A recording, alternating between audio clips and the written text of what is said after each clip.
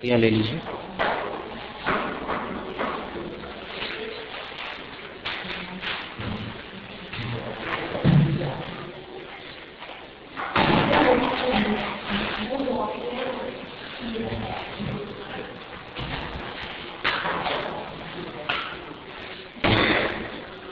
मणिर्णा इंद्रसुर धैर्य तत्तया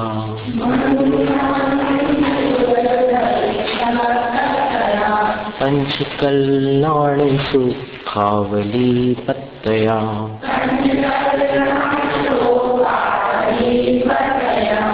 दंसनन्नान झाणं मणन्तं बलम्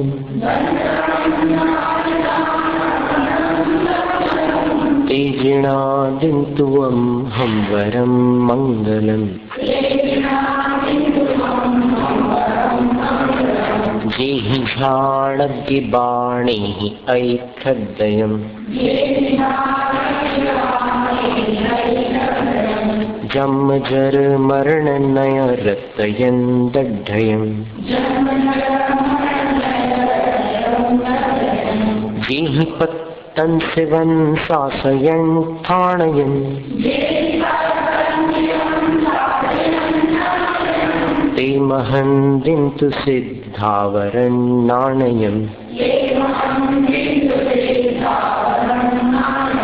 पंचहाचार पंचज्ञ संसाहया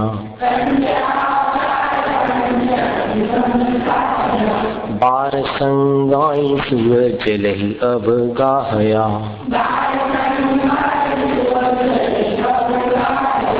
मुखलक्ष्मी महन्ति महन्ते सया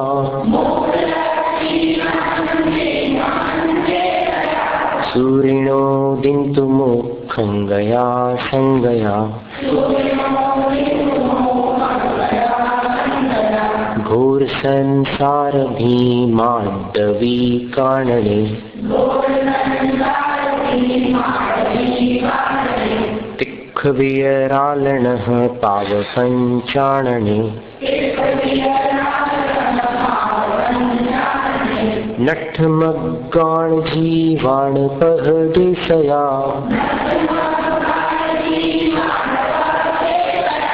वन्दिमो ते उवज्झाय अम्हेशया उग्गतव चरण करणी क्षीणं गया धम्मवर झाण सुख एक झाणं गया निभरं तव सिरी ते समालिंगया साहवो ते महं मुख पहमग्गया एण थूतेण जो पंच गुरु वंदये गुरुय संसार घण वेलिसो छिंदये लहैसो सिद्धिसो खाई वर माणनम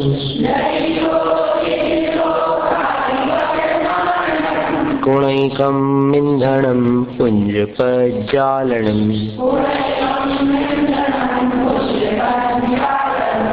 पुंज पज्जालनम अरुहा सिद्धा इरिया उवच्छाया साहु पंच परमेथी एयाण नमुक्कारा भवे भवे मम सुहन्दिन्तु इच्छामि भन्ते पंच महागुरु भक्ति काउ सगो कौ तत्सालोचयम् अठ महापाड़िहेर संयुक्ताणम् अरहन्ताणम् अठ गुण संपन्नाणम् उड्डलोयमथयम्मि पैठ्याणम सिद्धाणम अट्ठपवेणमावो संयुक्ताणम आयर्याणम आयारादिशुद्ध नानोपदेशयाणम उपध्यायाणम तिरयण गुण पालन त्रयाणम सब्बसाहूणम निक्षकालम अच्छेमि पूजेमि वंदामि नमंसामि दुःखखौ कम्मखौ गोहिलाहो सुगैगमनम समाहिमरणम जिन गुण संपत्ति ओम अज्जम ओम नमः सिद्धेभ्यः नमो अर्हन्ताणं नमो सिद्धाणं नमो आयर्याणं नमो उपध्यायाणं नमो लोये सव्वसाहूणं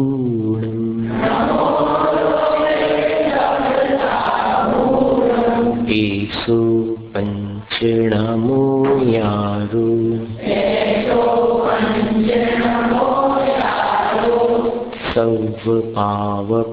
सर्वपावपणासनो मंगलाणं च सर्वेषु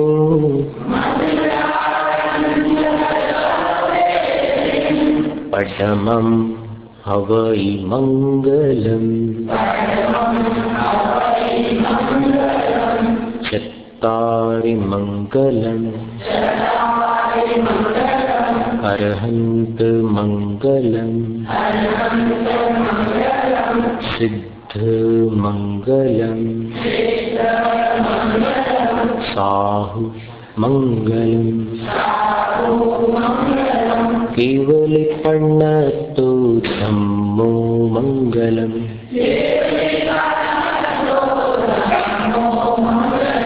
चत्तारि लुगुत्तमा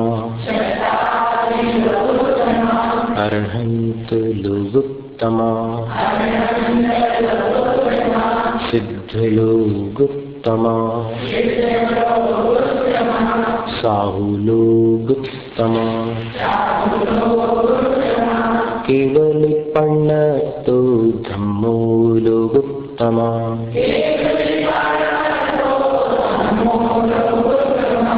चत्तारि शरणं पव्वजामि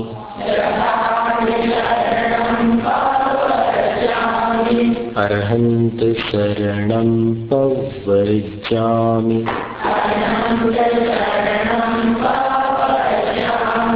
सिद्ध शरणं पव्वजामि साहु शरणं पव्वजामि केवलपन्नतो धम्मो शरणं पव्वजामि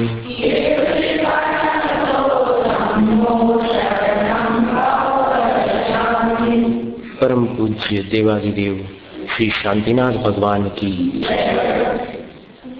नमोकार महामंत्र की आचार्य श्री गुरु विद्यासागर मुनिराज की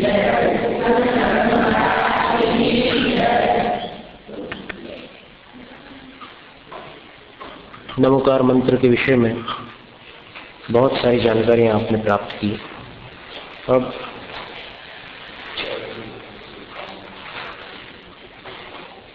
एक नई जानकारी हमें भी प्राप्त हुई अभी, जब 25वां निर्वाण महोत्सव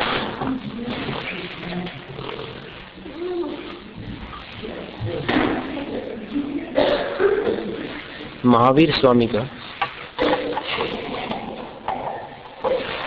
सन 1973 में जब 25वां निर्वाण महोत्सव मनाया गया था सारे भारत के जैन समाज द्वारा, दिगंबर श्वेतांबर सब एक होकर के उस उत्सव को मना रहे थे।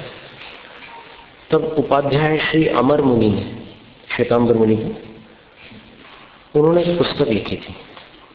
उस पुस्तक में उन्होंने नवकार मंत्र, जैसे अपन नमोकार मंत्र बोलते हैं, तो श्वेतांबर परंपरा में नवकार मंत्र की परंपरा है। और उसमें जो वर्तमान में प्रचलन में है नवकार, नमो अरिहंताणम, नमो सिद्धाणम, नमो आयरयाणम, नमो उपध्यायाणम, नमो लोये सर्वसाहूणम, एसो पंच नमुक्कारो सर्वपावपणासनो, मंगलाणम च सव्वेशम पढ़मम हवै मंगलम। इसको वर्तमान में श्वेतांबर परंपरा में नवकार मंत्र माना जाता है। पर उन्होंने उसमें एक बात लिखी है कि एक दूसरी परंपरा है, और उस दूसरी परंपरा के अनुसार श्वेतांबर मान्यता में ही एक प्राचीन दूसरा पाठ भी है जिसमें 9 नमस्कार है। और वो 9 नमस्कार वाला जो मंत्र है वो नवकार मंत्र है। नव यानी 9 की संख्या। तो वो 9 नमस्कार वाला मंत्र है। उसमें पहले 5 नमस्कार तो यही है, 35 अक्षरों में किए गए पंच परमेष्ठियों के नमस्कार। और इनके पश्चात, पंच नमस्कारों के पश्चात बड़े सुंदर नमस्कार है, और उसकी माला अगर आप भी फेरे तो बहुत सुंदर बात होगी। वो 4 नमस्कार जो है वो है नमो नाणस्, नमो दंसणस्, नमो चरिक्तस्, नमो तवस्। ज्ञान, दर्शन, चारित्र और तप, 4 आराधनाओं को भी इसमें नमस्कार किया गया है। आराध्य और आराधक, अरहंत और सिद्ध आराध्य है, आचार्य उपाध्याय साधु आराधक है, और ये 4 आराधनाएं हैं। तो कितना सुंदर मंत्र बन गया। अब इसमें अक्षरों की गणना कितनी होती है पता है? नमोकार के तो 35 अक्षर हो गए, फिर अब इनके अक्षर अपन गिन लें।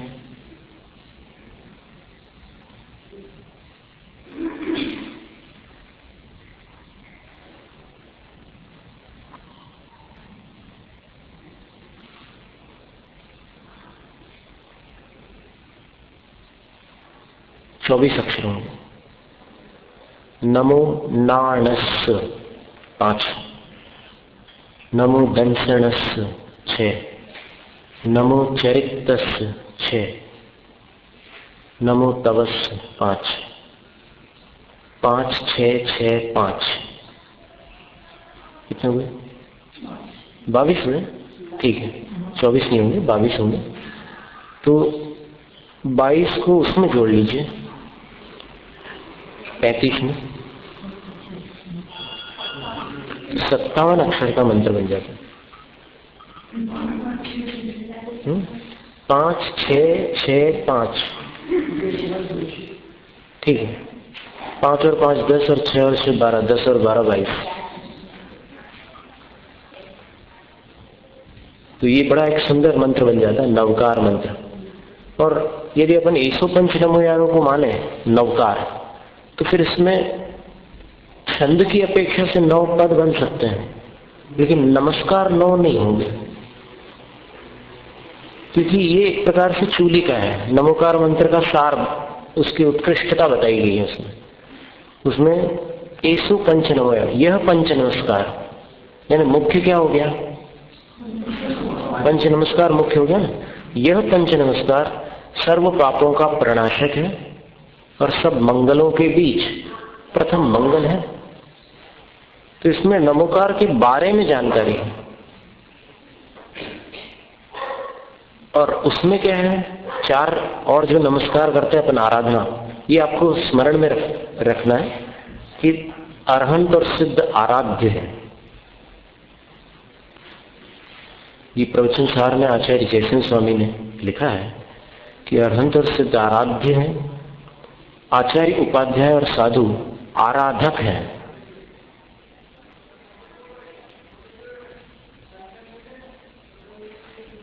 और ज्ञान, दर्शन, चारित्र और तप ये क्या है? आराधनाएं हैं। तो आराध्य, आराधक और आराधना एकदम सुंदर व्यवस्थित क्रम बन गए। इसलिए मंत्र के भाव की तरफ अपन दृष्टि डालें तो फिर ये नवकार मंत्र एक अद्भुत और बड़ा सुंदर मंत्र हो जाता है। तो इसकी जाप भी आप कर सकते हैं कभी अष्टमी चतुर्दशी के दिन या उपवास के दिन या अपने जन्मदिन। वैसे जन्मदिन पर तो हम बोलते हैं कि आप चत्तारी मंगलम वाला जो 127 अक्षरों वाला जो मंत्र होता है, जिसको चत्तारी दंडक भी कहते हैं, और दूसरा नाम है मंगलोत्तम शरण पाठ। थोड़ा लंबा नाम है क्योंकि इसमें मंगल, उत्तम और शरण तीनों हैं। चत्तारी मंगलम, चत्तारी लोकोत्तमा, चत्तारी शरणम। तो उत्तम, मंगल, उत्तम और शरण तीनों हैं। तो इसका एक नाम है मंगलोत्तम शरण पाठ। अब सरल हो गया, मंगलोत्तम शरण पाठ। तो वो पूरा चत्तारी मंगल, इसके 127 अक्षर हैं और उसके 57 अक्षर होते हैं नवकार के। और नमोकार के साथ अगर उसको एसो पंच नमो यारो इस चूलिका को जोड़ा जाता है तो फिर 64 अक्षर होते हैं। उसको नवकार श्री भी कहते हैं श्वेतांबर आमनाय में। हाँ, नवकार, वही नवकार की अपन चर्चा कर रहे हैं। नवकार कितने प्रकार के हैं उसकी चर्चा है। तो इसको नवकार श्री कहते हैं। 64 अक्षरों वाला जो मंत्र हो गया, पहले तो नमोकार हो गया और उसके बाद में फिर ये एसो पंच नमोकारो नमोकारो, वहां पाठ ये वाला लिया। प्राकृत का ही एक भेद है, सव्व पावक पणासनो। इसमें सव्वक पावक पणासनो नहीं है। सव्व पावक, वहां पर स्वराघात नहीं करना।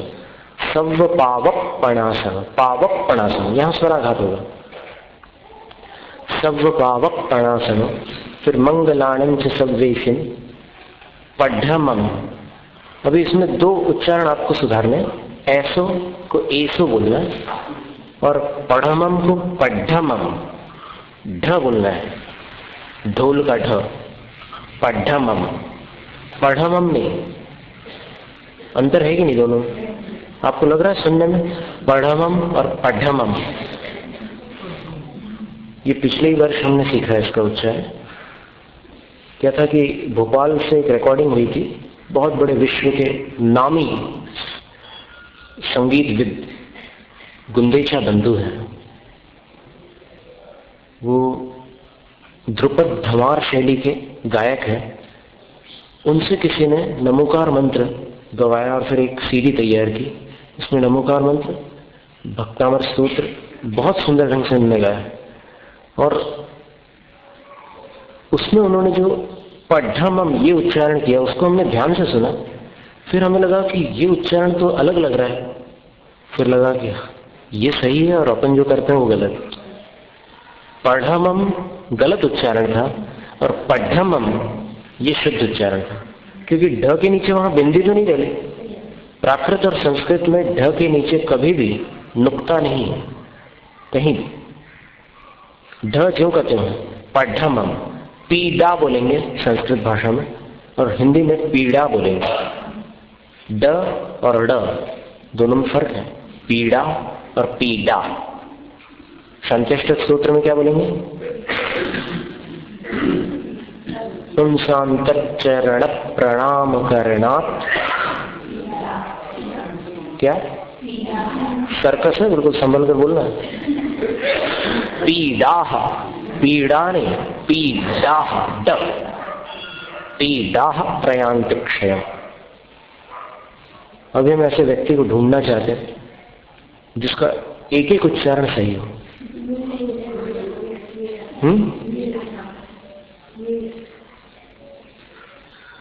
पता नहीं, हम नहीं जानते, लेकिन अगर हम सुनेंगे तो फिर हम समझ पाएंगे कि इतना शुद्ध उच्चारण किनका है। ड ड ड ढ ये सारी चीजें देखा जाएगा, कभी ऐसा मौका मिला तो देख लेंगे। अर्थ नहीं बदलेंगे शब्द के।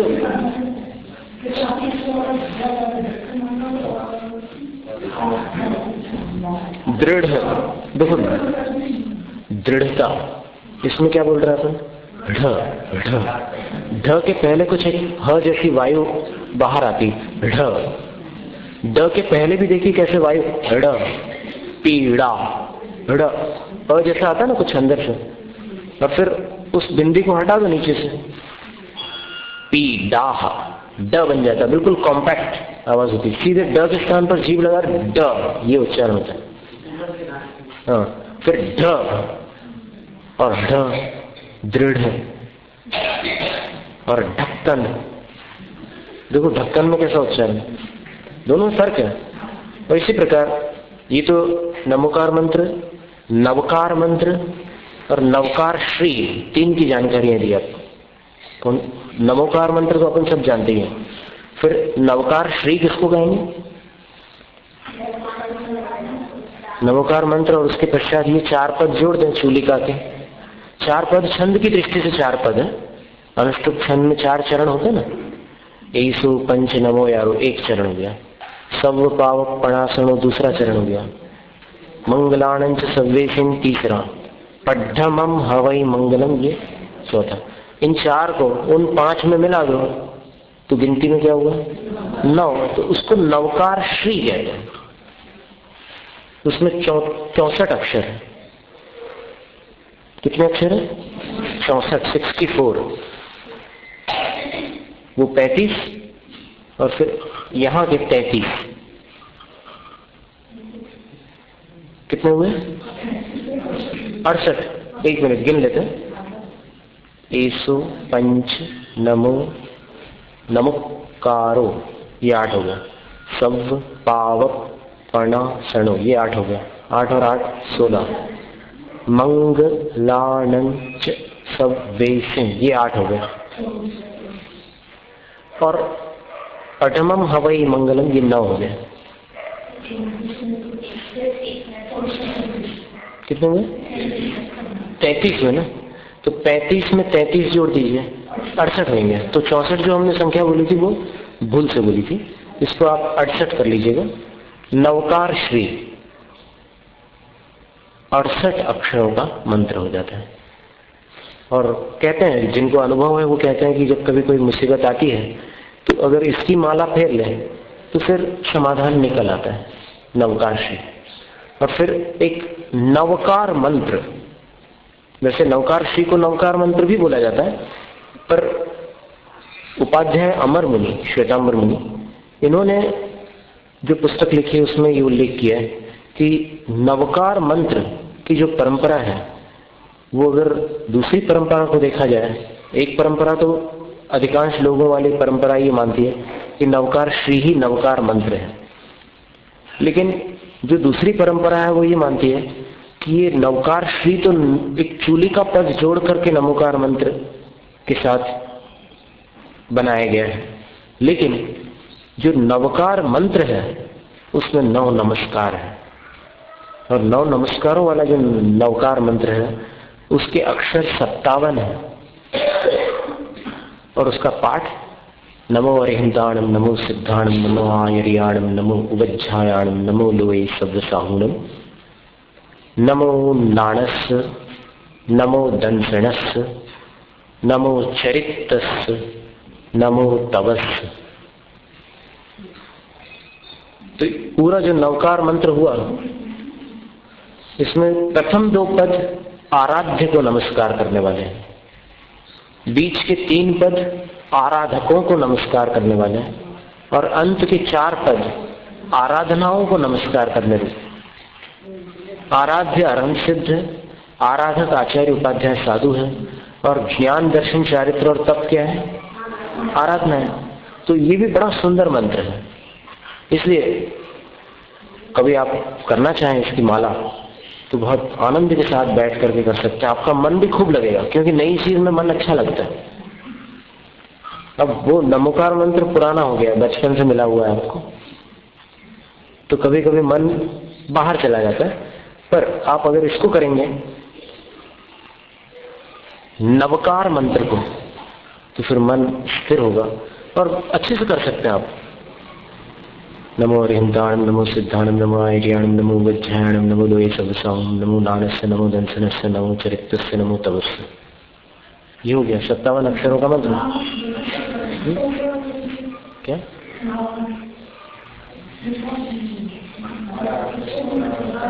नहीं, प्रश्न हमें क्लियर नहीं समझ में आ रहा। जैसे अगर आपने एक एक पद में लिखा है तो फिर 9 लाइनों में लिखेंगे।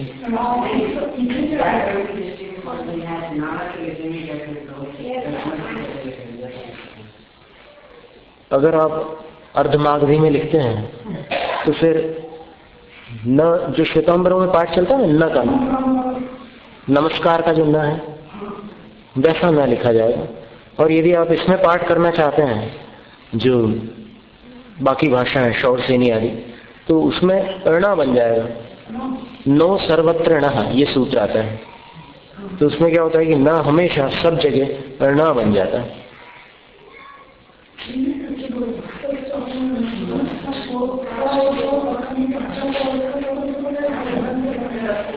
नहीं, नाणस कैसा उच्चारण हमारा देखिए आप, नमो नाणस,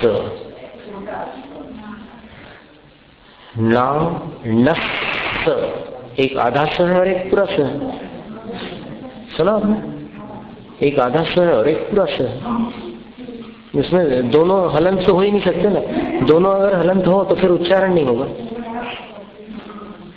नाणस कैसे करेंगे उच्चारण? हलंत है सामने वाले से, कैसे उच्चारण? नमो नाणस, ये हो गया उच्चारण। अब देखिए एक महत्व की बात और सुन लीजिए कि चत्तारी दंडक या मंगलोत्तम शरण पाठ जो करते हैं उसमें भी दिगंबर श्वेतांबरों में पाठ भेद है।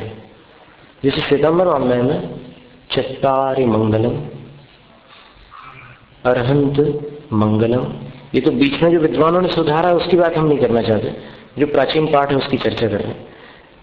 चत्तारि मंगलम, अरहंत मंगलम, सिद्ध मंगलम, साहु मंगलम, केवली पंडितो धम्मो मंगलम। बिल्कुल जो कहते हैं, चत्तारि लोगोत्तमा, अरहंत लोगोत्तमा, सिद्ध लोगोत्तमा, साहु लोगोत्तमा, केवली पंडितो धम्मो लोगोत्तमा। यह लोगोत्तमा भी है, लोगोत्तमो भी है। केवली पंडितो धम्मो लोगोत्तमो, ये भी शुद्ध पाठ है, पाठ भेद है, गलत दोनों में से एक भी नहीं। तो फिर लोगोत्तमा ऐसा भी एक पाठ है। लेकिन इसके आखिरी में शरणम की जहां चर्चा आई है वहां पर पाठ भेद है। चत्तारि शरणम पवज्जामि, जामी बोलना, झामी नहीं बोलना, झरने का झ नहीं है, ज है जल का। दिगंबरों का पाठ चत्तारि शरणम पवज्जामि, पवज्जामि नहीं, पवज्जामि। और श्वेतांबर पाठ क्या है? चत्तारि शरणम पवज्जामि, व डबल नहीं है, ज तो डबल है दोनों में। चत्तारि शरणम पवज्जामि, ये दिगंबरों का पाठ।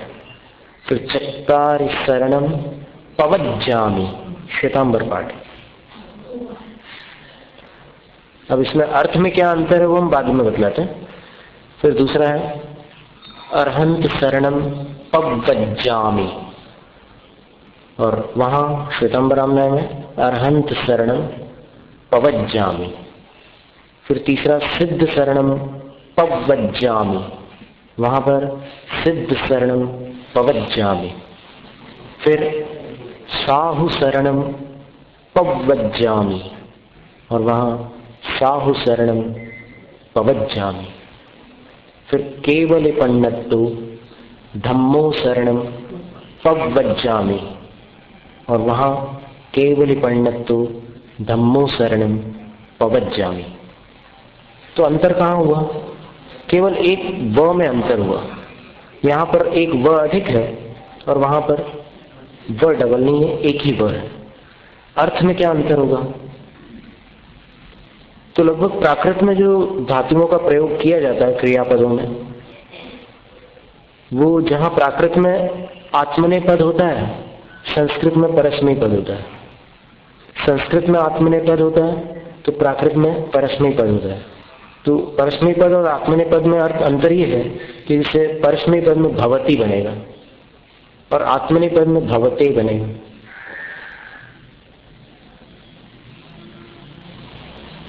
तो यहां पर क्या करना है, ये व्याकरण का विषय है, उसको छोड़ देते हैं।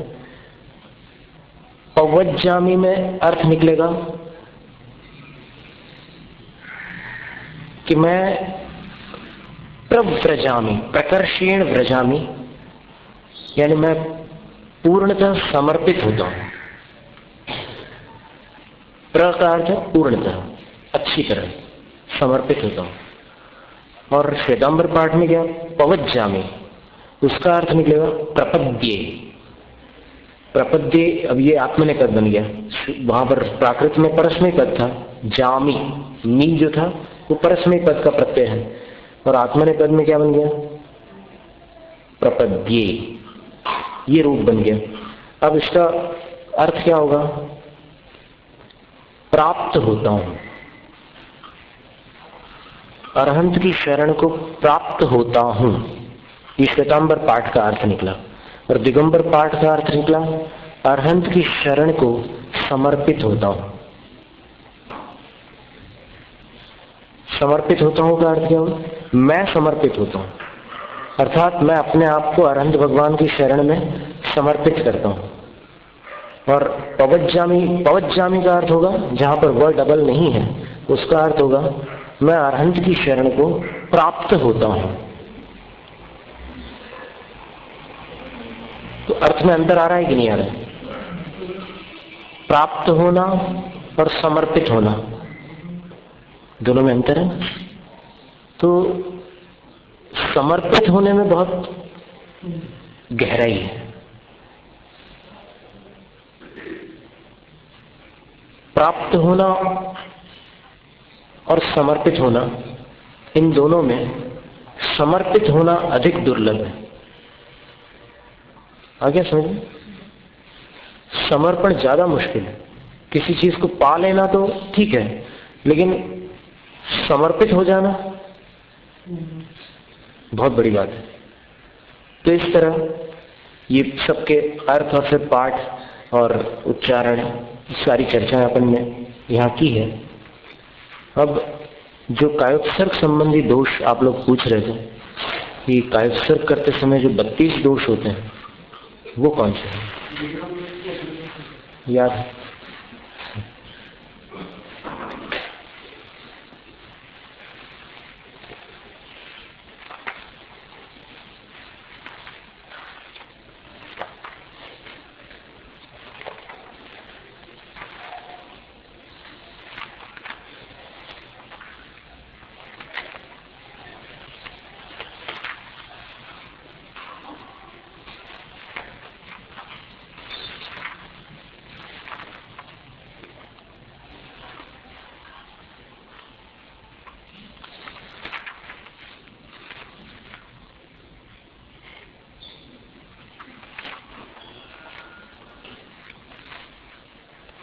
कायक सिर्फ 4 प्रकार के बताए हैं, मजेदार हो 4 भेद इसमें। एक तो शरीर से और मन से बैठकर कायोत्सर्ग करना, यानी मन से बैठकर यानी उत्साह रहित होकर के बैठ रहे हैं कायोत्सर्ग, ये एक। फिर शरीर से बैठकर मन से खड़े होकर, यानी मन सतर्क रख करके कायोत्सर्ग करना। फिर तीसरा है शरीर से खड़े होकर और मन से खड़े होकर कायोत्सर्ग करना। और चौथा है शरीर से खड़े होकर और मन से बैठकर खड़े होकर ढीले डाले कायोत्सर्ग। तो इनमें से श्रेष्ठ कायोत्सर्ग कौन सा है?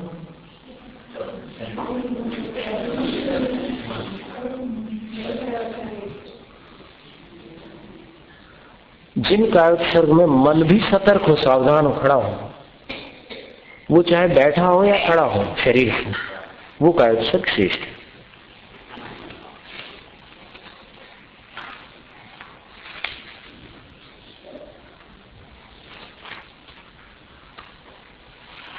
कायोत्सर्ग के दोष। अब कुछ दोष ऐसे हैं जो खड़े होकर कायोत्सर्ग करने पर लगते हैं, कुछ बैठकर करने पर लगते हैं। तो उन सभी की चर्चा कर रहे हैं। जैसे खड़े होकर कायोत्सर्ग कर रहे हैं तो उस समय घोटक नाम का एक दोष होता है कि जैसे घोड़ा जब खड़ा रहता है तो वो अपने सामने के एक पैर को ऐसे उठा लेता है अथवा पीछे का एक पैर ऐसे करके उठा लेता है। वो नाल जो रहते उसको ऐसे तिरछा कर लेता है ऐसे। तो अगर खड़े खड़े कोई कायोत्सर्ग कर रहा है और फिर पैर ऐसे उठा ले एड़ी को तो घोटक नाम का दोष आ जाएगा। फिर लता नाम का दोष है। हवा चलती है तो फिर लता झूमती है। वैसे कायोत्सर्ग करते करते कोई ऐसे ऐसे झूमने लग जाए तो फिर लता नाम का दोष।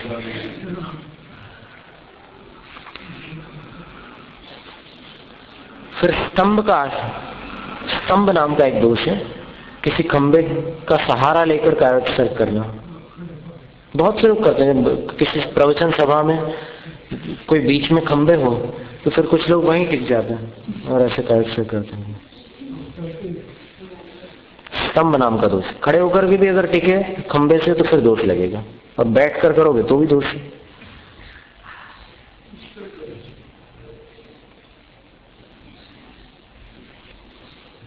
फिर एक कुड्य नाम का दोष है, दीवार से टिक कर कायोत्सर्ग करना, दीवार का सहारा लेकर कायोत्सर्ग करना।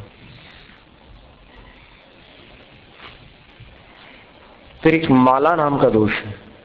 माला का ये जो माला होता है ना ऊपर का, तो ऐसी जगह खड़े होकर के कायोत्सर्ग करना जहां सिर ऊपर टच हो जाए और फिर उस पर सपोर्ट लेकर के ऊपर से सपोर्ट लेकर कायोत्सर्ग करना। देखो आचार्यों ने 2-2 हजार साल पहले क्या क्या बातें सोच करके रखी है। उनको पता था कि पंचम काल में इस प्रकार के खुरापाती दिमाग पैदा होंगे।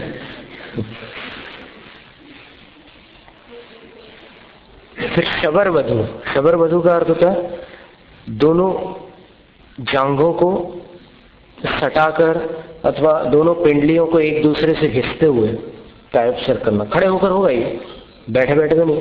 तो ऐसे कायोत्सर्ग करना शबरवधु नामक दोष है।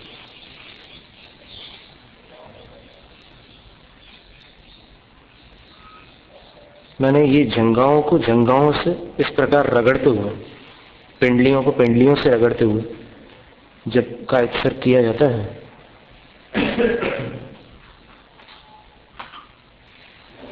और जांघों को भी एक साथ सटाकर कायोत्सर्ग किया जाता है तब ये दोष होता है।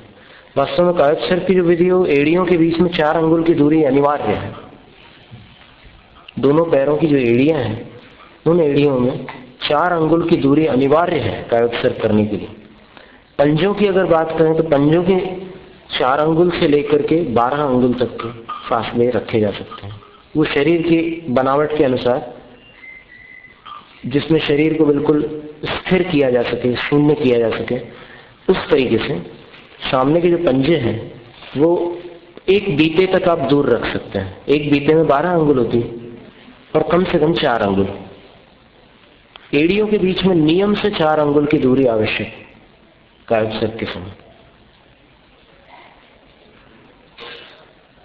फिर निगड़ नाम का दोष है।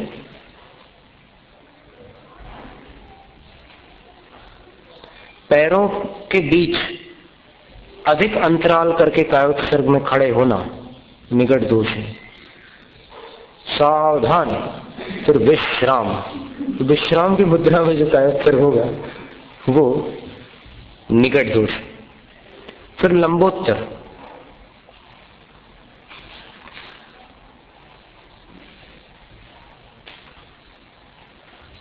कायोत्सर्ग करते समय शरीर को ऊंचा नीचा करना।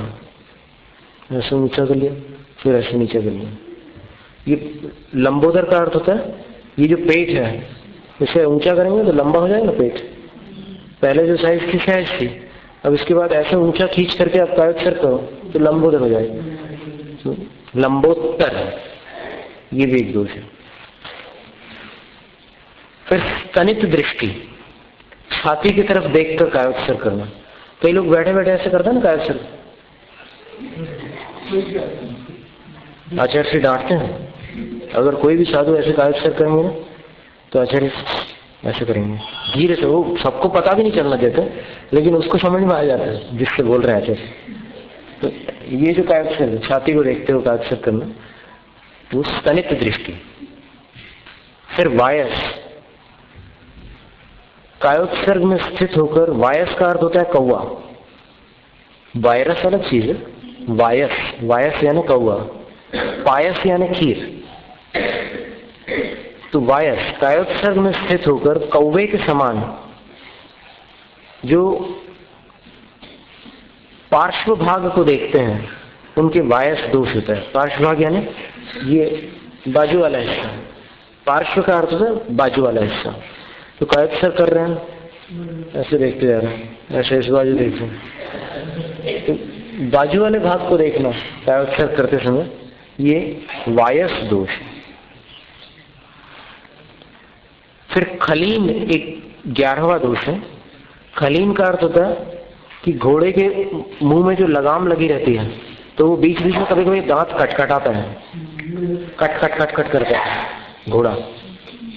उसी प्रकार कायोत्सर्ग के समय अगर कोई दांत कटकटाने लगे तो फिर वो खलीन नाम का दोष होता है। फिर युग नाम का एक दोष है, 12वां दोष। इसमें क्या होता है कि बैल के गर्दन पर जो जुआ लगा रहता है, जुआ, तो उस समय बैल इस प्रकार से गर्दन पसार लेता है, वो पीछे वो रखा जाता है ना, तो ऐसे गर्दन कर लेता है बैल। तो ऐसी गर्दन करके कायोत्सर्ग करना युग नाम का दोष है। अब देखो अपने को हंसी आती है सुन करके, लेकिन कई बार अनजाने में अपन भी ये सब चीजें कर चुके हैं। तो युग नाम का दोष हो गया। फिर 13वां दोष जो है कपित्थ। कपित्थ, कपित्थ का अर्थ होता है, कबीट नाम का एक फल है ना, कैथा, उसके समान ऐसे मुट्ठी बांध करके कायोत्सर्ग करना। अब जैसे हमने शीत निवारण मुद्रा बतलाई थी अभी 26 जनवरी के व्याख्यान में स्कूल में, तो ऐसे मुट्ठी बांध ली, कबीट का फल जैसा हो गया, और ऐसे मुट्ठी बांध कर कायोत्सर्ग करेंगे तो फिर कपित्थ नाम का दोष आएगा। कायोत्सर्ग में हाथों को एकदम सीधा रखा जाता है, खड़े होकर करते हैं तो कपित्थ। फिर शिरा प्रकंपित नाम का दोष है, 14वां दोष। सिर को कपाते हुए कायोत्सर्ग करना शिरा प्रकंपित है। सिर को कपाते हुए भी कायोत्सर्ग हो सकता है, पर वो एक दोष हो जाएगा।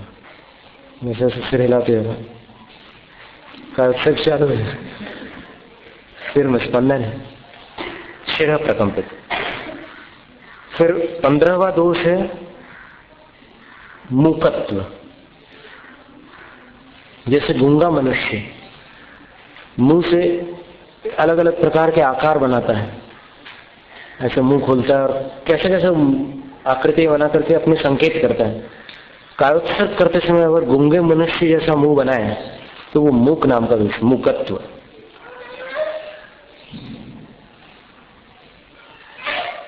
फिर अंगुली नाम का दोष है, 16वां दोष।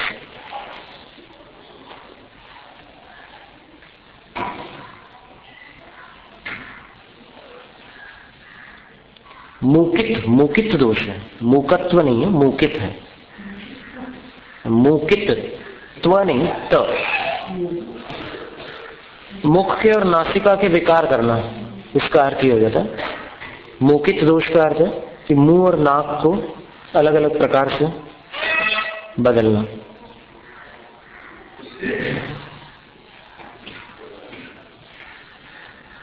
फिर तथा यह कायोत्सर्गेण स्थितोंगली गणनांग करोति तस्य अंगुली दोष। कायोत्सर्ग में स्थित होकर उंगलियों से गिनती करना वो अंगुली दोष।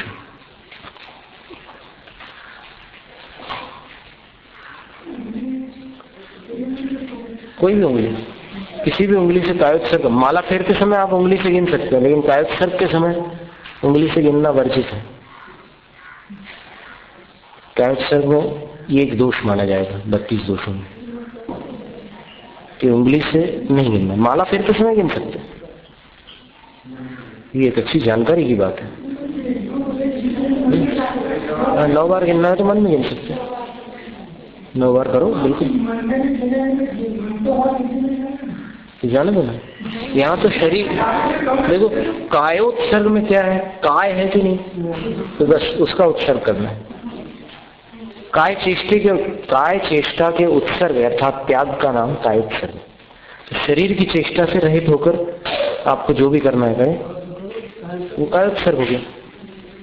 कुछ लोग इसको कार्योत्सर्ग बोलते हैं। कार्योत्सर्ग का अर्थ होता है काम छोड़ देना। कार्य का उत्सर्ग नहीं है, काय का उत्सर्ग है, कायोत्सर्ग। तो जो कायोत्सर्ग में स्थित होकर अंगुलियों से गणना करते हैं उनको अंगुली दोष लगता है। ये 16वां दोष था। फिर भ्रू विकार नाम का दोष है। भ्रू विकार, जो कायोत्सर्ग करते समय भौहें चलाते हैं,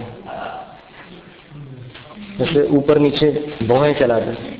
अब क्यों चलाते हैं ये तो भगवान जाने।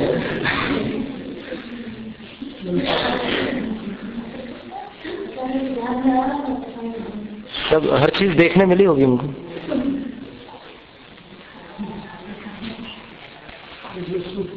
फिर इसको उपलक्षण में ऐसा लिया कि पैरों की उंगलियों को भी चलाना भ्रू विकार दोष में ही गिना जाता है।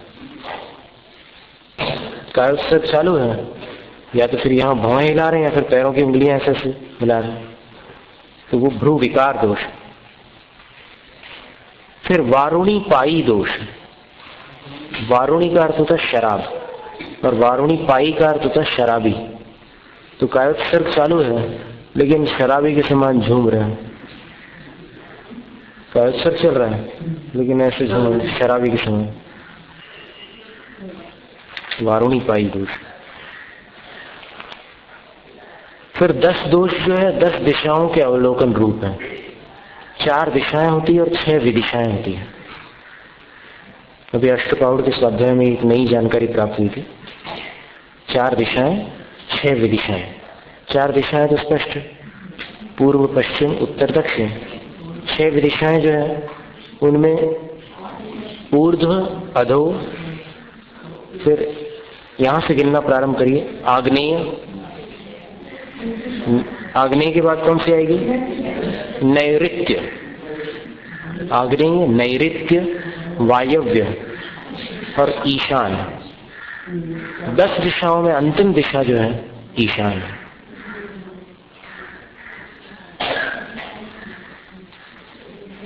और ऐसा कहते हैं कि घर का ईशान कोण कभी भी अंधकार में न हो, वहां सदैव संध्या बेला में घृत का दीपक प्रज्वलित रहे, तो उससे घर की ऊर्जा अच्छी रहती है, ऐसा उल्लेख भी है। तो इन 10 दिशाओं में अवलोकन करना। अब आप प्रश्न कर सकते हैं कि मान लो पूर्व दिशा में मुख करके खड़े हुए हैं, तो अगर पूर्व दिशा में देखें तो क्या बुराई है? पर दिशाओं को देखते समय क्या होता है कि आंखें अगर इतनी दूर चली जाए दृष्टि अपनी तो दोष आता है। जैसे कोई ऐसे देखता जा रहा है दिशा में और कायोत्सर्ग यहाँ चल रहा है, तो ये जो मुद्रा है ये मुद्रा निवृत्ति की मुद्रा नहीं है। क्या है? कायोत्सर्ग निवृत्ति रूप होता है। और अगर आप दूर ऐसे देखते जा रहे हैं तो फिर अब शरीर भले आपका शून्य हो लेकिन फिर भी निवृत्ति नहीं है, आप कहीं लग गए हैं, आप कहीं प्रवृत्त हो गए, आपकी दृष्टि कहीं पर जा रही है। तो फिर वहां दृष्टि न रख करके कायोत्सर्ग के समय नासा दृष्टि रख लीजिए या फिर आंखों को बंद रख लीजिए। और फिर इसी प्रकार बाकी कोणों में ऊपर नीचे सब जगह देखने से ये 10 दोष आ जाएंगे 10 दिशाओं से संबंधित, तो 28 हो गए। इसके पश्चात ग्रीवोन्नमन, कायोत्सर्ग में स्थित होकर गर्दन को अधिक ऊंची करना, यह ग्रीवा उन्नमन दोष। गर्दन को अधिक ऊंची करना, जैसे गर्दन पता नहीं कैसे करेंगे लेकिन गर्दन को ऐसे ऊंची कर लेंगे ऊपर की तरफ, तो फिर ग्रीवोन्नमन दोष होगा। फिर कायोत्सर्ग में स्थित होकर गर्दन को अधिक झुका लेना या प्रणाम करना, प्रणमन दोष। कायोत्सर्ग चालू है, फिर एकदम बीच में अचानक भक्ति भाव जागृत हो गया, कायोत्सर्ग में प्रणाम कर लिया, तो फिर ये दोष कहलाएगा। भक्ति भाव दोष नहीं है, लेकिन कायोत्सर्ग में प्रणाम करना दोष है। फिर निष्ठीवन नाम का दोष है, कायोत्सर्ग में स्थित होकर खकारना अथवा निष्ठीवन करना, यानी अगर कफ वगैरह आ जाए तो कायोत्सर्ग में खड़े खड़े ही उसको अलग कर देना, ये एक दोष हो जाएगा निष्ठीवन। 32 अंतरायों में एक अंतराय है निष्ठीवन, कि कोई चीज मुंह में ले ली और फिर उसको अगर बाहर निकालना पड़े साधु को तो फिर अंतराय हो जाता है, उसके बाद फिर वो भोजन जल ग्रहण नहीं करते। ये निष्ठीवन नाम का दोष है कायोत्सर्ग संबंधी, खकारना थूकना आदि निष्ठीवन दोष। अब मान लो कायोत्सर्ग करते करते ऐसे मुंह में जीभ ऐसे घुमाई और दांत के बीच में फंसा हुआ सौंफ का दाना बाहर आ गया, तो उसको कायोत्सर्ग करते करते बाहर उड़ा दे, तो भी निष्ठीवन दोष आएगा।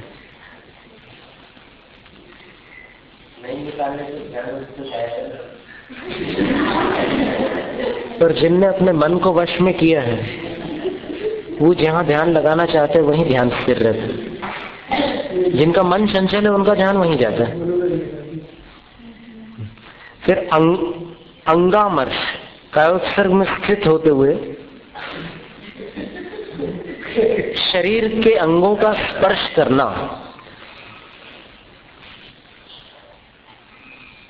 आमर्श, आमर्श का अर्थ होता है स्पर्श, अंगों का आमर्श, अंगामर्श, ये 32वां दोष है। कायोत्सर्ग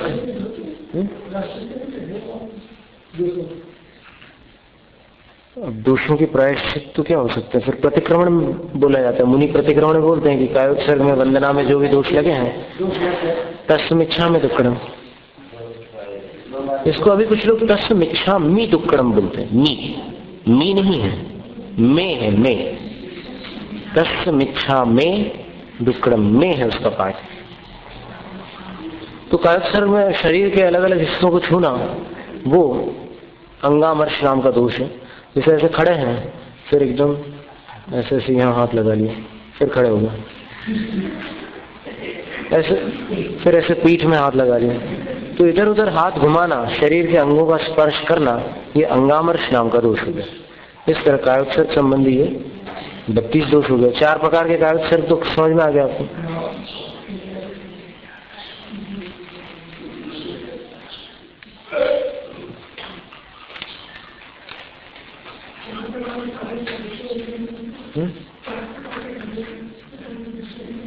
शरीर से और मन से बैठकर कायोत्सर्ग करना, शरीर से बैठकर मन से खड़े होकर कायोत्सर्ग करना, खड़े होकर माने सावधान होकर,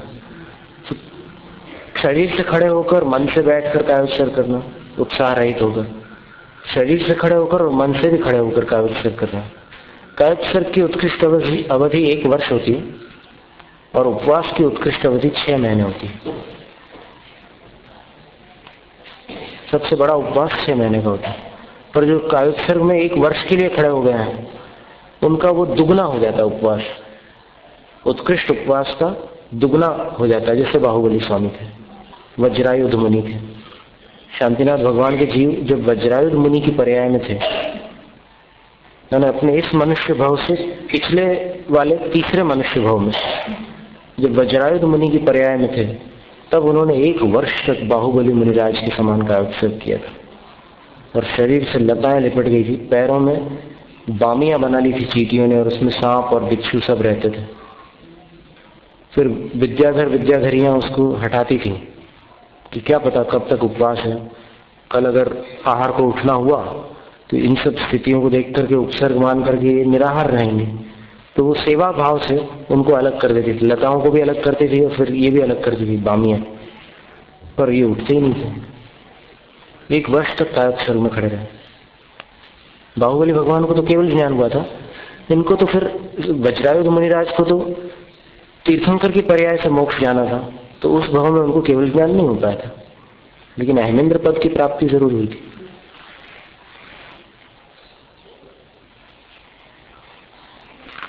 और कायोत्सर्ग से 6 लाभ होते हैं, इसकी चर्चा समण सुत्तम ग्रंथ है यहाँ पर, समण सुत्तम। तो फिर अपन देख लेंगे, बाद में देख लेंगे। उसमें गाथाएं दी है कायोत्सर्ग से कौन से 6 लाभ होते हैं।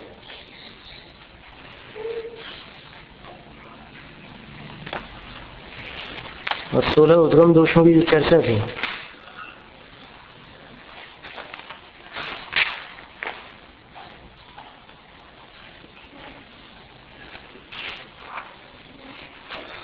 उसमें अपन ने ये देखा था कि प्राविष्कार नाम का एक दोष है कि अगर आहार ग्रहण करते समय उस स्थान पर कृत्रिम प्रकाश किया जाता है, जैसे लाइट चालू किया जाता है, तो फिर प्राविष्कार दोष लगता है आहार के समय। और वो लाइट साधु तो चालू नहीं करते, गृहस्थ करते हैं, इसलिए एक दोष गृहस्थों के आश्रित है, उद्गम दोष। अथवा बर्तन अगर वहां पर चौके में साधु का आहार चल रहा है और कोई बर्तन साफ करने लग जाए, तब भी ये दोष लगता है। मतलब प्राविष्कार दोष के 2 भेद हो गए, बर्तन संबंधी और फिर प्रकाश संबंधी।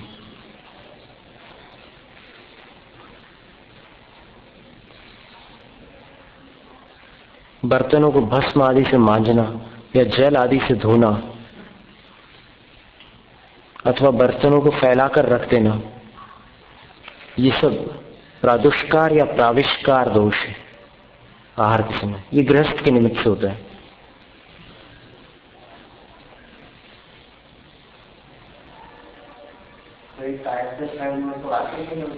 नहीं, कायोत्सर्ग का प्रकरण पूरा हो चुका है, अभी तो ये उद्गम दोष की चर्चा है। आहार दान के समय श्रावकों के निमित्त से जो 16 दोष लगते हैं ना, उसकी चर्चा चल रही है। दीपक जलाना, दीवार आदि को लीप पोत कर साफ करना, ये सब प्रादुष्कार दोष है। इन सब कार्यों में ईर्यापथ दोष देखा जाता है, अर्थात जीव जंतुओं को बाधा होती है।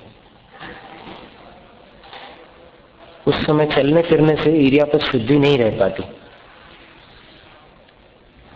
फिर क्रीत दोष है, क्रीत। क्रीत दोष में द्रव्य और भाव, और द्रव्य और भाव भी स्व और पर दोनों की अपेक्षा से 2 प्रकार के हैं। सचित वस्तुएं द्रव्य हैं और विद्या मंत्र आदि भाव हैं।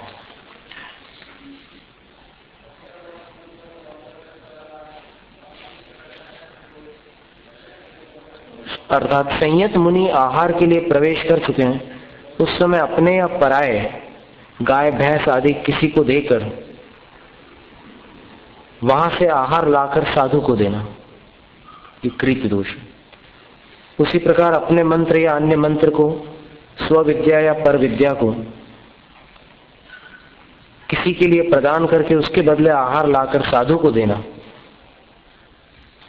यह क्रीत दोष है। क्योंकि इस कार्य में करुणा भाव आदि दोष देखे जाते हैं। विद्या और मंत्र में क्या अंतर है? प्रज्ञप्ति आदि विद्याएं हैं तथा चेतक आदि मंत्र हैं। ठीक है। फिर इसके बाद ऋण दोष आता है। भात आदि कोई वस्तु कर्ज रूप में दूसरे को यहां से लाकर साधु को आहार दान में देना, यह लघु ऋण है। और इस ऋण के 2 भेद है, एक ब्याज सहित और दूसरा ब्याज रहित। कभी ऐसी स्थितियां भी बनी होगी कि जब गृहस्थ को किसी और के यहां जाकर कर्ज रूप में कुछ लाकर साधु को देना पड़ा होगा, तो वो एक दोष है।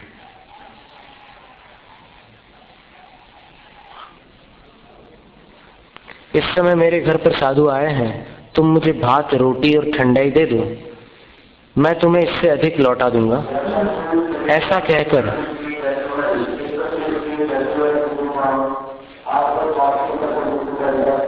जब आहार दिया जाता है तब यह दोष लगता है। इससे दाता को क्लेश और परिश्रम करना पड़ता है, इसलिए दोष लगता है। यदि दाता किसी से कुछ खाद्य पदार्थ उधार लाकर मुनियों को आहार में देता है, तब यह ऋण दोष लगता है। उसमें भी उधार लाए हुए को पीछे ब्याज समेत लौटाना और बगैर ब्याज के लौटाना, ऐसे दो भेद हो जाते हैं। फिर परावर्त नाम का दोष। परावर्त दोष में क्या होता है? संयत को देने के लिए अपने भात को बदलकर दूसरे के श्रेष्ठ भात ला करके देना, है ना? ऐसा होता है, चावल बदल करके देना। अपने यहाँ कोई दूसरी क्वालिटी का चावल है और फिर उसके यहाँ उससे ऊंची वाली क्वालिटी का, तो फिर ये तुम ले लो ज्यादा और फिर वो थोड़ा दे दो मेरे को, साधु को दूंगा।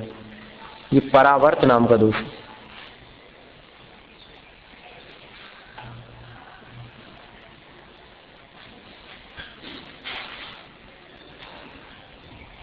इसी प्रकार रोटी आदि भी अदल बदल करके देना, ये परावर्त दोष है। इसमें दाता को क्लेश रहता है। फिर अभिघट दोष। अभिघट दोष दो प्रकार का है, देशाभिघट, सर्वाभिघट। इसमें देशाभिघट आछिन्न और अनाछिन्न, ऐसे दो प्रकार का है। अब इन शब्दों को सुनकर आप घबराइए मत, अर्थ जब पढ़ेंगे तो बहुत आसानी से समझ में आ जाएगी बात। देशाभिघट और सर्वाभिघट ऐसे अभिघट के दो भेद होते हैं। किसी स्थान से आए हुए भात आदि को देशाभिघट कहते हैं और सब तरफ से आए हुए भात को सर्वाभिघट कहते हैं। इसमें भी आछिन्न और अनाछिन्न दो भेद होते हैं। ये दो भेद देशाभिघट के होते हैं। योग्य वस्तु को आछिन्न और अयोग्य को अनाछिन्न कहते हैं। सरल पंक्ति में 3 से 7 घर की वस्तु यदि आती है तो वह आछिन्न है। उन घरों के अतिरिक्त या सरल पंक्ति से विपरीत जो आई हुई वस्तु होती है वह अनाछिन्न होती है। एक पंक्ति में जो 3 घर हैं अथवा 7 घर हैं, वहां से लाया हुआ भात आदि आछिन्न है। आछिन्न का अर्थ होता है ग्रहण करने योग्य। 3 से 7 घरों तक की लाई हुई अनाज से बनी हुई वस्तुओं साधुओं के लिए ग्राह्य है, आपत्तिजनक नहीं है। पर वो पंक्तिबद्ध हो घर, लाइन में अगर 3 घर, अब आप कहो कि भाई बीच में तो अजैन रहते हैं, कोई बात नहीं, घर तो गिना जाएगा। यानी जिस घर में आहार चल रहा है उस घर से आगे बढ़िए आप, तो 7 घरों तक का अन्न साधु ग्रहण करते हैं तो निर्दोष है। और रोड क्रॉस करके अगर वहां से लाया हुआ अन्न है तो उसको ग्रहण करने पर सदोष है, वो अनाछिन्न हो गया। अब ये 3 से 7 जो साधु के जैसे भी नियम होगा, अगर कोई साधु 3 घर का नियम रखे तो फिर 3 घर तक के लाई हुई भिक्षा उनके लिए आछिन्न होगी, और अगर 4थे घर से लाते हैं तो वो उनके लिए अनाछिन्न हो जाएगी, क्योंकि उनका नियम 3 घर का है। और अगर 7 तक का नियम रखा है तो फिर वहां तक की आछिन्न होगी और फिर उसके आगे की अनाछिन्न।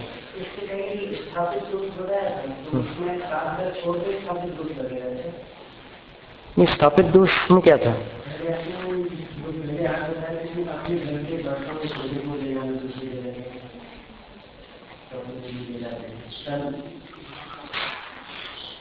इसमें तीसरे बर्तन का भोजन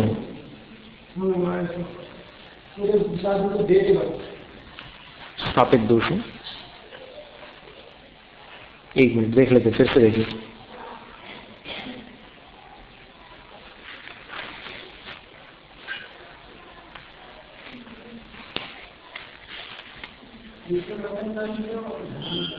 स्थापित दोष, पकाने वाले बर्तन से अन्य बर्तन में निकालकर अपने घर में या अन्य के घर में रखना, यह स्थापित दोष।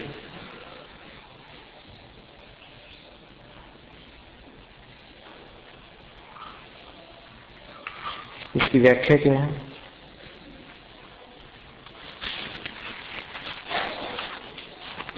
जिस बर्तन में भात आदि का आहार पकाया हो उस बर्तन से निकालकर दूसरे बर्तन में रखकर रसोई घर से बाहर अथवा किसी अन्य के घर में ले जाकर रख देना स्थापित दोष है। अर्थात जो दाता उसे उठाकर देगा वह उस रखने वाले से डरते हुए देगा, अथवा कदाचित जिसने अन्यत्र रखा था वह विरोध भी कर सकता है, इत्यादि दोष लगने के कारण यह स्थापित दोष माना जाता है। और अष्टपाउर की टीका में था कि तीसरे बर्तन में रखने पर स्थापित दोष होता है।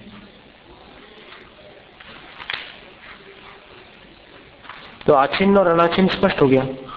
पर इसमें अनाज की बात की, भात आदि, कोई औषध या रस आदि का निषेध नहीं किया है। भात आदि भोजन है।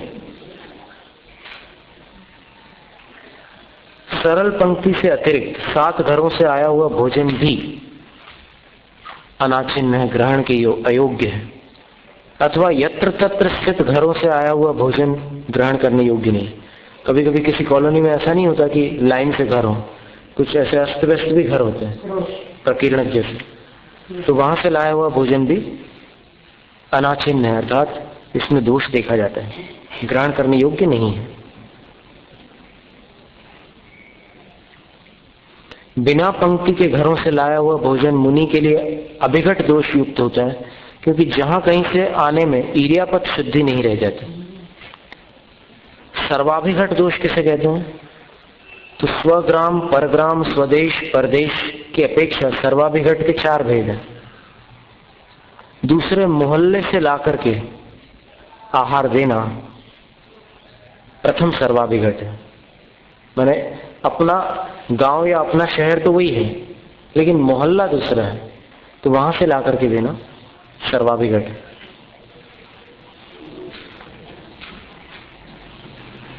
ऐसे ही शेष दोष जानने चाहिए।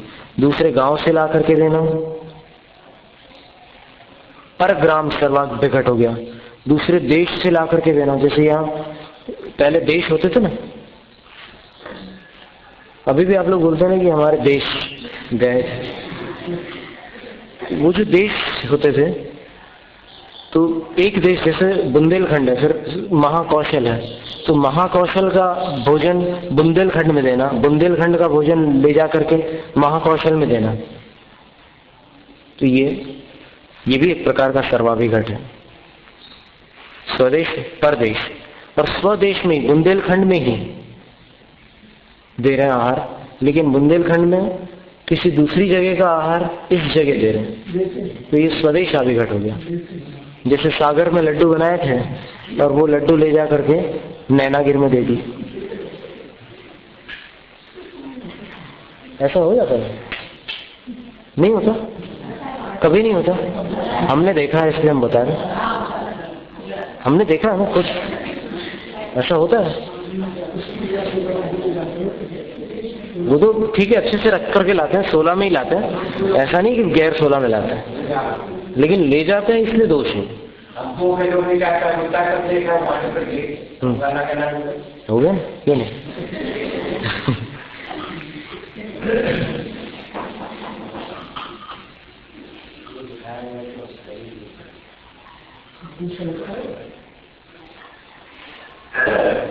इसमें प्रचुर मात्रा में ईर्यापस दोष देखा जाता है। माने एक स्थान से दूसरे स्थान तक जाते समय जो नीचे मार्ग में जो दोष आते हैं जीव जंतुओं की विराधना रूप, वो प्रचुर मात्रा में होते हैं। अर्थात दूर से लेकर आने वाले श्रावक ईर्यापत शुद्धि का पालन नहीं कर पाते। भोजन संभाले या फिर जमीन देखे, क्या करें?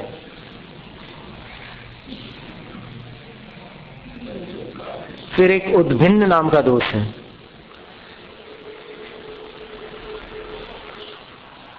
बंद डब्बे के ढक्कन खोलकर औषध, घी, शक्कर आदि आहार के समय निकाल कर देना उद्भिन्न दोष है। यानी वो पहले से निकाल कर रख लो तो दोष नहीं है, लेकिन आहार चल रहा है और एकदम आवाज लगाई कि भाई नमक खत्म, तो फिर वो डब्बा खोल करके उसमें से निकाल करके नमक दे रहा है, तो फिर ये दोष है।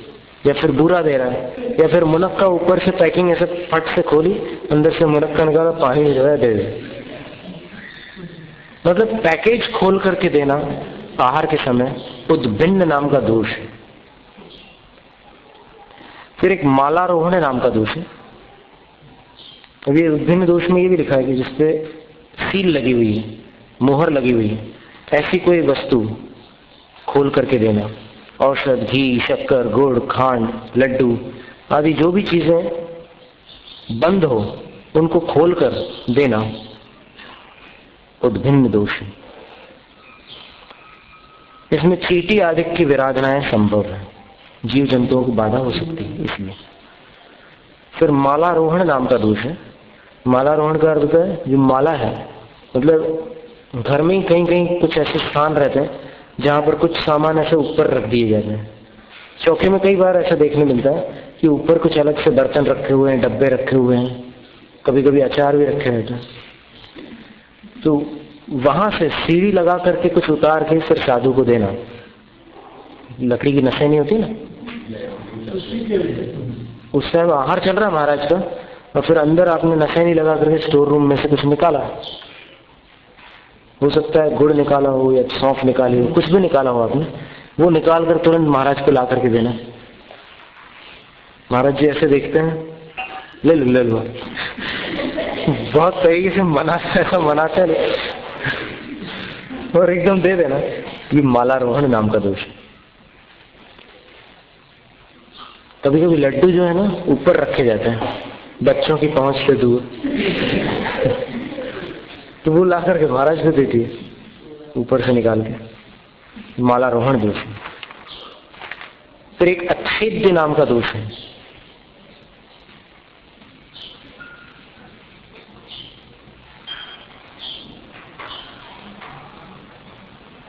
राजा और चोर आदि के डर से साधु को आहार देना अच्छेद्य नाम का दोष। संयतों को भिक्षा के लिए आते देखकर राजा या चोर आदि कुटुंबियों को ऐसा कहे कि यदि आप आए हुए साधु को आहार दान नहीं देंगे तो हम लूट लेंगे। राजा भी ऐसा बोल सकता है और चोर भी बोल सकता है कि अगर तुमने साधु को नहीं दिया ना तो फिर हम तुम्हारे यहाँ नहीं रहने देंगे हम उसको। तो उस डर से अगर कोई साधु को आहार दे तो अच्छेद्य नाम का दोष।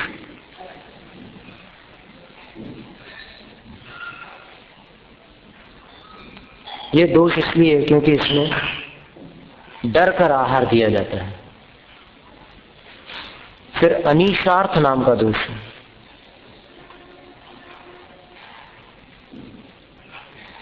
अनीशार्थ का अर्थ होता है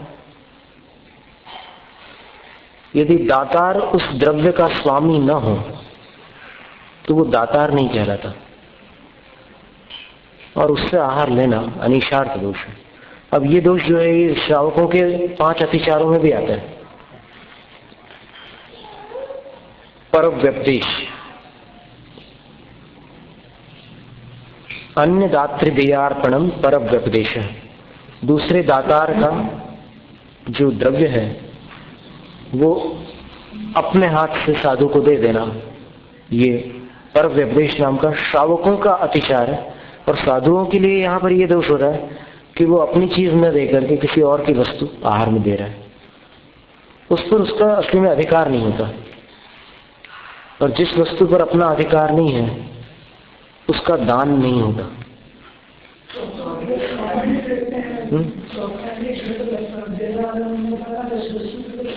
ये तो आपने अभी वर्तमान में ऐसी व्यवस्था बना ली, लेकिन जो वास्तविक विधि है वो ये है कि जिसके घर की चीज है उसके घर के लोग वो चीज दें। फिर अगर बाहर वाले आकर के कुछ देना चाहते हैं तो फिर वो अपना सामान दे सकते हैं, कौन रोकता है। मदद ऊपर बुला लेते, जैसे कोई घर में इलेक्ट्रॉनिक व्यक्ति है उसको बनाने में पड़ता है तो बोला लेते कोई तो सहयोग देना अलग बात है। सहयोग देने का मतलब आहार देना नहीं हुआ।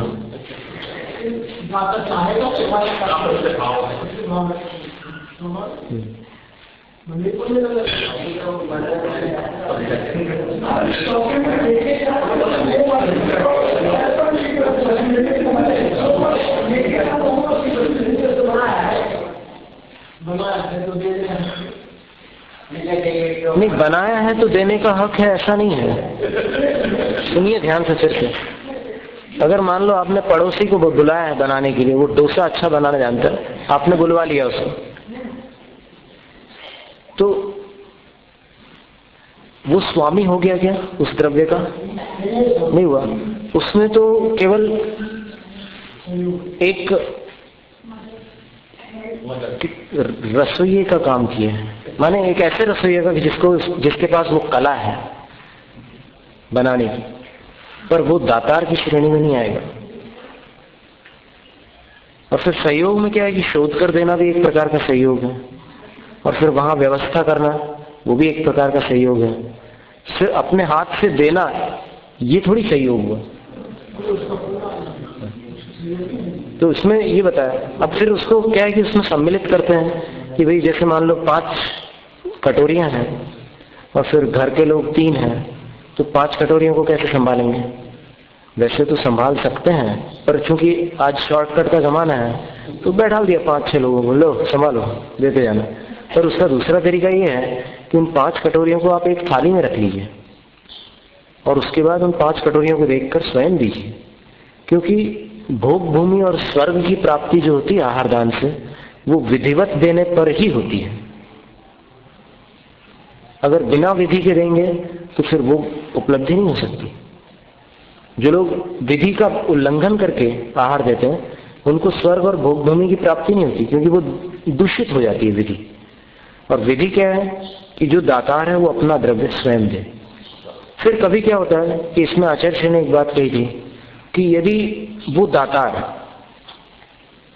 स्वेच्छा से किसी अपने परिचित व्यक्ति को, किसी अपने रिश्तेदार को भी उस आहार दान की प्रक्रिया में सम्मिलित करता है, कहता है कि महाराज जी हमारी भाभी है, इनसे भी आप ले लीजिए, और उन भाभी के हाथ में खुद आहार पकड़ा करके उनसे दिलवाता है, तो फिर वो अनुमोदन हो गया, तो फिर वो आपत्तिजनक नहीं है। पर इसमें क्या होता है कि इसकी सीमा होती है। फिर सीमा का उल्लंघन होने के बाद क्या होता है कि सब एक दूसरे के रिश्तेदार बन जाते हैं कि देखो तुमको मैंने अपने चौके में देने दिया था, अब मैं तुम्हारे चौके में दूंगा, तुम मना नहीं करना। ये जो है फिर ये एक प्रकार का फिर व्यवहार जैसा बन जाता है। और हम चौके में जा रहे हैं तो वो अपने घर से कोई वस्तु नारियल ले गए या द्राक्ष ले गए, वहाँ पर वो महाराज जी ने लिए काट के गाड़ी किसी और कारण लिए, तो वो वस्तु हम चौके में रखते हैं, तो चौके में वस्तु कर रहे हैं, महाराज जी दे रहे हैं, वो वस्तु दे देते हैं। परावर्त दोष था। परावर्त यानी क्या था? बदल लेना। तो दोष तो आ ही गया। तो उसका उपाय ये है कि आप पहले देख लीजिए कि महाराज श्री की प्रकृति के अनुकूल क्या क्या है। ये तो जरूरी है श्रावक के लिए, क्योंकि श्रावक के 7 गुण हैं दातार के। उन 7 गुणों में एक विवेक नाम का गुण है। वो विवेक श्रावक में हो कि साधु की प्रकृति कैसी है। कुछ स्थानों के श्रावक इतने विवेकी हैं कि सचमुच उनसे सीखने योग्य है। जैसे कारंजा की माताएं हैं, वो पहचान लेती साधु की क्या प्रकृति है और फिर बिल्कुल उसी प्रकार के क्रम से आहार देती है। और ऐसे और भी लोग होते हैं, कई लोग होते हैं जो अभ्यास करते करते वो चीज पकड़ लेते हैं। कुछ लोग सिर्फ साधु के चेहरे को देखकर समझ जाते हैं कि अभी इस समय क्या आवश्यकता है, नहीं अभी बात नहीं चाहिए, अभी पहले ये चला दो, रस चला दो, ऐसे उनको समझ में आ जाता है एक्सप्रेशन से। और ये चीज कठिन नहीं है। माताओं में कुदरती प्रकृति से ये क्षमता होती है कि वो क्योंकि घर में सबको भोजन देने का उनको अभ्यास रहता है, तो उनको वैसे समझ में आ जाता है कि अब इसको क्या आवश्यकता है। तो वो चीज भी एक विवेक गुण के अंतर्गत आती है कि किस समय क्या चलाना। अब ऐसा नहीं है कि मतलब आपने जो कुछ बनाया है, क्या है कि कुछ साधु ऐसे अंजलि बंद करते हैं, बाकी जिनका यथालाभ का नियम होता है कि यथालाभ नाम की भी तपस्या है। अगर किसी साधु का यथालाभ का नियम हो तो फिर वो अंजलि खुली रखेंगे। जैसे आचार्य शांति सागर महाराज ने 8 दिनों तक सिर्फ दूध चावल लिया था, पानी भी नहीं पिया था। तो फिर किसी श्रावक ने पूछा कि महाराज श्री आपका सब त्याग है क्या? नहीं। तो फिर लेते क्यों नहीं हो? बोले देते क्यों नहीं हो? जो देते हो वही लेते हैं। तो ये भी नियम होता है साधु का। और इसमें कभी कभी पंचम काल के कुछ जो कमजोर प्रकृति के साधु है, शारीरिक रूप से दुर्बल हैं, उनको परेशानी भी हो जाती है कि आप देते चले जा रहे हैं। अब पूरा वो परात खाली कर दिया आपने जलेबी की, और फिर साधु चुपचाप लेते जा रहे हैं। अब आपको मालूम नहीं है कि साधु अपनी राजी खुशी ले रहे हैं, वो तो आप, उनका नियम है कि आप जो देंगे वो लेंगे। जलेबी के ऊपर आप पानी देंगे तो पानी ले लेंगे, जलेबियों के ऊपर आप अगर नींबू का शरबत देंगे तो वो ले लेंगे, जलेबी के ऊपर अगर आप और कोई सॉस खिला देंगे तो वो खा लेंगे। जो ये यथालाभ का जो नियम होता है वो थोड़ा कठोर नियम होता है। इसलिए श्रावक को इतना विवेक रखना आवश्यक है कि कितने समय तक क्या चीज देना है और फिर किसके बाद क्या देना है। ये विवेक